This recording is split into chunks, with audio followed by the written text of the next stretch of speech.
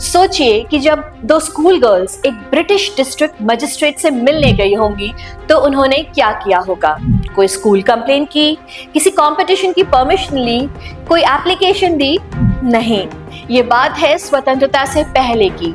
14 दिसंबर 1931 को कोमेला में जो हुआ उसने ब्रिटिश एडमिनिस्ट्रेशन को झकझोर कर रख दिया, क्योंकि ब्रिटिश मजिस्ट्रेट से मिलने पहुंची दो स्कूल गर्ल्स कुछ ही देर बाद ब्रिटिश डिस्ट्रिक्ट मजिस्ट्रेट सीजीबी स्टीवेंस जिंदा नहीं थे।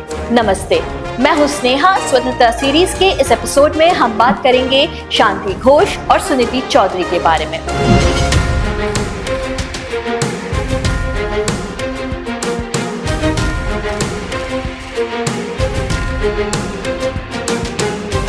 पिछले एपिसोड में हमने बात की थी प्रीतिलता वाडेदार की, एक स्कूल टीचर जिन्होंने 21 साल की आयु में एक आर्म्ड रेवोल्यूशनरी ऑपरेशन की कमांड की।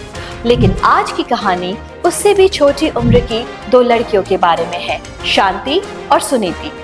दोनों कोमला, जो उस वक्त अनडिवाइडेड बंगाल का हिस्सा था, उसमें पढ़ने वाली स्कूल गर्ल्स थी। स्कूल में पढ़ते हुए ही दोनों रेवोल्यूशनरी एक्टिविटीज से जुड़ने लगी थी। 1931 में कोमला में छात्री संघ यानी गर्ल्स ग्रुप का गठन हुआ। इस ऑर्गेनाइजेशन से जुड़ी लड़कियों को फिजिकल ट्रेनिंग और मार्शल आर्ट्स के साथ साथ रेवोल्यूशनरी एक्टिविटीज के लिए भी तैयार किया जाता था। सुनीति को कैप्टन और शांति को सेक्रेटरी की जिम्मेदारी दी गई। 1931 का पॉलिटिकल एटमॉस्फेयर बहुत चार्ज था। भगत सिंह, राजगुरु और सुखदेव की फांसी ने पूरे देश के युवाओं को गहरा झटका दे दिया था। बंगाल के रेवोल्यूशनरी सर्कल्स में भी ब्रिटिश राज के खिलाफ गुस्सा बेहद तेज हो रहा था।